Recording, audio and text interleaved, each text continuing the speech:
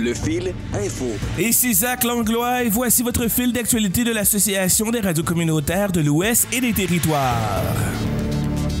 Appel à la prudence sur les plans d'eau après 3 incidents fatals en une semaine. En pleine vague de chaleur, les Saskatchewanais se hâtent vers les plans d'eau en quête de rafraîchissement. Toutefois, 3 incidents fatals en moins d'1 semaine incitent les autorités de la province à appeler les plaisanciers à la prudence. Vendredi, la dépouille d'un canoniste adolescent disparu depuis 2 jours a été retrouvée au lac Hélène au nord de North Battleford. Le lendemain, un homme de 61 ans a perdu la vie sur le lac Peter Pond lors d'une sortie en bateau. Dimanche, une personne est décédée sur le lac Diefenbaker alors qu'elle pratiquait la planche à pagaie. Le chef adjoint des opérations du service d'incendie de Saskatoon, Rob Hogan, affirme que les baigneurs de la province ne devraient pas dépasser leur niveau de confort personnel dans l'eau. Il leur demande également d'informer leurs proches de leur déplacement. Il mentionne que le service d'incendie de Saskatoon effectue environ 80 sauvetages aquatiques par an pour différents problèmes liés à la rivière. Ils en sont probablement dans la moyenne de ce qu'ils font à chaque année. Selon lui, les plaisanciers doivent toujours avoir un gilet de sauvetage, des réserves d'eau et un téléphone portable. Assurez-vous de bien comprendre le courant de la rivière et sa direction. Le fond de la rivière change avec le temps. Il faut donc en être conscient. Par exemple, s'il y a un beau banc de sable en ce moment, il pourrait disparaître dans un jour ou 2. C'est ce qu'ajoute Rob Hogan. À Saskatoon, il est d'ailleurs interdit de nager dans la rivière Saskatchewan Sud. La propriétaire et exploitante du Prairie Lily, un bateau qui offre des excursions sur la rivière à Saskatoon, implore les opérateurs de bateaux motorisés d'être attentifs aux planches à pagaie, aux canots et aux kayaks.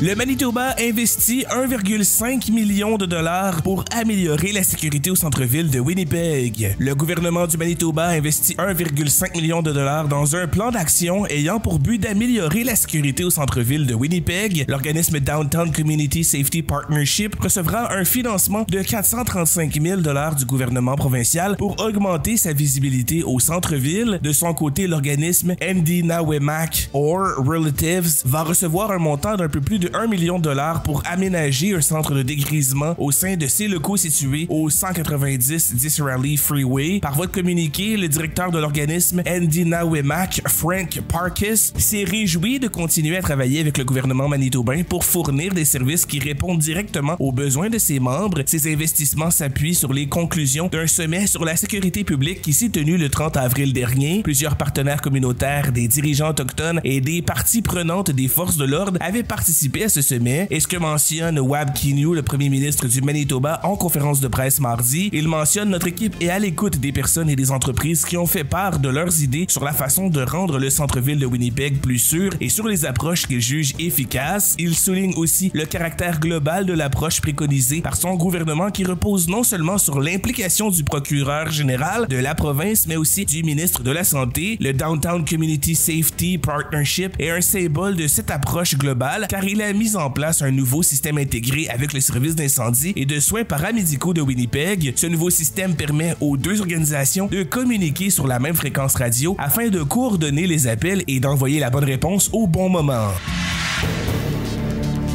Chirurgie générale, l'Association médicale de l'Alberta signale une pénurie de personnel. L'Association médicale de l'Alberta s'inquiète de la pénurie croissante de professionnels de la santé pour procéder à des opérations chirurgicales dans la province. Afin d'y remédier, un nombre croissant de patients sont transférés dans d'autres hôpitaux, mais cela représente des risques. Le président du département de chirurgie de l'Association médicale de l'Alberta, le Dr Lord Mack, précise que la décision de transférer un patient est prise la plupart du temps lorsqu'un chirurgien manque de personnel pour l'assister durant une opération. Dans ce contexte, plusieurs interventions chirurgicales considérées comme urgentes ou vitales ne sont pas toujours effectuées dans le délai imparti. Certains patients risquent ainsi de subir de sérieuses complications comme la septicémie qui se traduit par une réaction anormale à une infection et parfois même la mort. Cette équipe de soutien peut être composée de médecins résidents, d'assistants cliniques, d'assistants médicaux ou encore d'infirmières praticiennes. Les opérations chirurgicales ne peuvent avoir lieu sans eux. La chirurgie générale comprend une vaste gamme d'interventions comme des opérations gastro-intestinales supérieures, colorectales, pédiatriques, pancréatiques, oncologiques, bariatrique, mammaire, à la tête ou au cou. La traumatologie et les soins intensifs font également partie du carnet de tâches des chirurgiens généraux. Si le long temps d'attente aux urgences n'est pas un phénomène nouveau en Alberta, le président de l'Association médicale de l'Alberta, le Dr Paul Parks, est préoccupé de voir qu'il ne s'agit plus du seul problème auquel les patients doivent s'attendre avant d'être soignés. Les transferts de patients en attente d'une opération vers d'autres hôpitaux augmentent à un rythme alarmant, notamment depuis plus d'un an. Selon l'Association médicale de l'Alberta, la croissance de la population albertaine contribue aussi à aggraver la situation selon le Dr Parks. Le président de l'Association médicale de l'Alberta aimerait qu'il y ait davantage de transparence de la part des services de santé Alberta face à ce problème méconnu.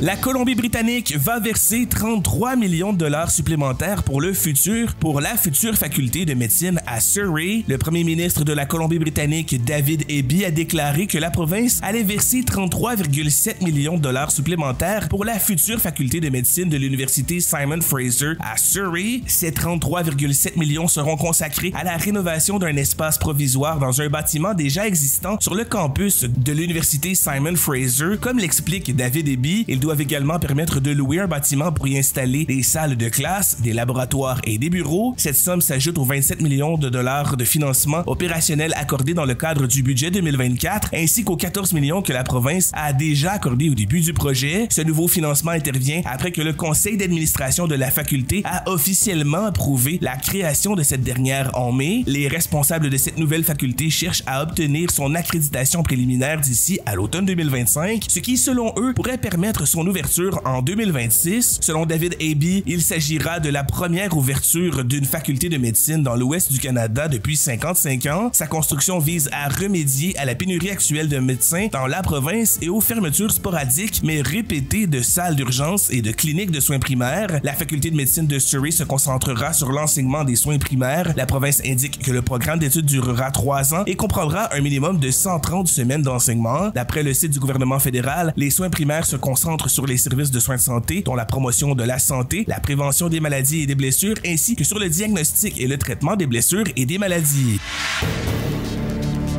Un rapport soulève des lacunes dans la gestion de l'évacuation de Yellowknife en 2023. De nombreuses lacunes dans la gestion de l'évacuation de Yellowknife durant les grands incendies de forêt de 2023 ont créé de la confusion et du stress chez les résidents, souligne un rapport présenté aux élus municipaux lundi. C'est l'une des conclusions émises par la firme KPMG qui a été mandatée afin d'évaluer la manière dont la ville a procédé à l'évacuation de ses résidents à l'été 2023. Même si KPMG a pu déterminer de nombreuses bonnes décisions prises lors des mesures d'urgence, elle a tout de même souligné 35 lacunes qui pourraient être comblées à l'avenir. La prévention des incendies est l'un des domaines dans lequel la ville pourrait s'améliorer selon le rapport. Les auteurs estiment que les bancs de coupe-feu et les gicleurs automatiques ont été mis en place trop tard lorsque les incendies étaient déjà aux portes de la ville. Ces efforts auraient dû être faits plus tôt lors de la phase d'atténuation et de préparation selon KPMG. Les analystes ont aussi déterminé que l'état d'urgence a lui aussi été déclenché trop tard, ce qui a retardé la mobilisation de personnel et de ressources. L'étude souligne aussi un manque de clarté en ce qui concerne la loi sur la gestion des urgences des territoires du Nord-Ouest. La communication avec les résidents est un autre domaine où la ville pourrait s'améliorer selon le rapport, qui décrit la façon dont le manque de coordination entre les autorités municipales et territoriales a entraîné une confusion et un stress important chez les résidents. Le rapport a aussi révélé que Yellowknife n'avait pas de plan détaillé pour une évacuation massive. Un tel plan aurait dû être prêt et communiqué au public à l'avance. La firme de service conseil a fait 24 recommandations à l'intention des élus afin qu'ils se préparent mieux aux prochaines évacuations. Plus de 270 millions de dollars pour un projet de fibre optique au Nunavut. Le Conseil de la radiodiffusion et des télécommunications canadiennes a annoncé un financement de près de 272 millions de dollars pour un projet de fibre optique au Nunavut. Il doit livrer l'Internet haute vitesse à 4 communautés du territoire en les reliant par un câble sous-marin d'environ 1300 km. À l'heure actuelle, l'Internet au Nunavut est fourni par satellite. L'investissement annoncé jeudi donne suite à une demande de financement du territoire soumise au Fonds pour la large bande du du Conseil de la radiodiffusion et des télécommunications du Canada qui subventionne des projets de télécommunications dans les régions mal desservies du pays, compte tenu des défis et des coûts importants associés à l'installation de la fibre au Nunavut, ainsi que du potentiel pour le projet de permettre des déploiements futurs de la fibre dans la région. Le Conseil estime que le financement demandé par ce projet est nécessaire, indique le CRTC dans sa décision. Le projet Kivalik to Baffin Connector Project vise à relier Coral Harbour, Kinggate, Kimirut et Iqaluit par un câble sous-marin de télécommunications qui se rendra jusqu'à Saluit au Nunavik. Cette collectivité fait partie du réseau de fibres optiques sous-marin de l'Arctique de l'Est, un projet de câble sous-marin mis en branle par l'administration régionale Kativik dont le but de connecter l'ensemble des communautés du Nunavik à la fibre optique. Le projet reliera plus de 80 établissements publics essentiels dans ces communautés, soit des écoles, des centres de soins de santé et des centres d'apprentissage communautaire, a indiqué le CRTC dans un communiqué. Selon le Conseil de la radiodiffusion et des télécommunications canadiennes, la construction du projet devrait durer 3 ans. Dans sa décision, le Conseil indique aussi que le financement annoncé du projet sera conditionnel à l'appui de l'organisme territorial Inuit Nunavut Tongavik. Cette condition a d'ailleurs créé des divisions au sein du CRTC.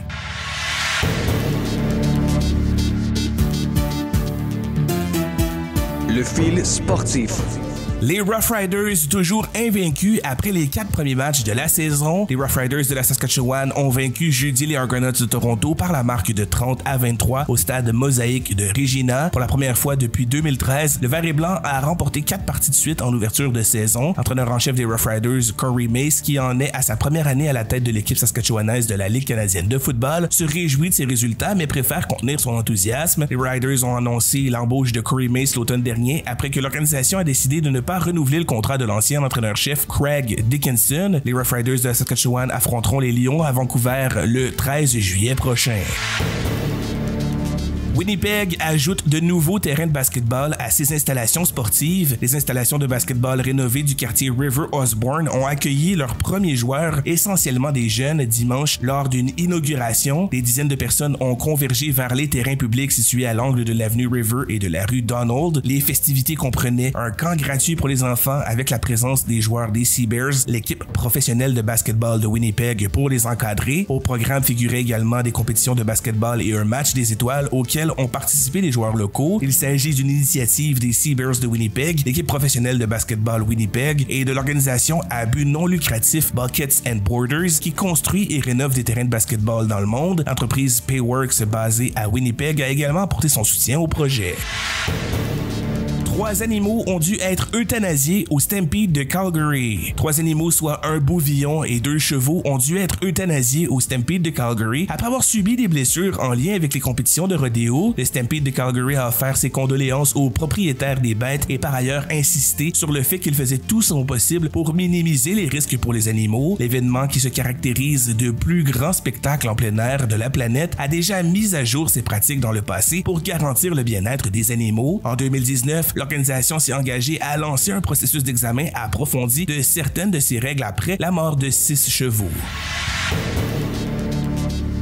Raphaël Lavoie à Edmonton pour 1 an de plus. Les Oilers d'Edmonton ont accordé lundi un contrat d'une saison d'une valeur de 775 000 $ américains à Raphaël Lavoie. La saison dernière, l'attaquant québécois de 23 ans a disputé ses 7 premiers matchs dans la Ligue nationale de hockey. Il a été blanchi de la feuille de pointage à chaque occasion et a présenté un différentiel de -2. L'athlète de Chambly a cependant bien réussi en attaque dans la Ligue américaine. Il a amassé 50 points dont 28 buts en 66 rencontres avec les Condors de Bakersfield. Il a ajouté une aide en 2 affrontements des séries éliminatoires. Lavoie a été un choix de 2e tour, 38e au total des Oilers en 2019. Ce fil d'actualité est produit par l'Arco en collaboration avec Boréal FM en Alberta. Ce projet est financé par Patrimoine canadien.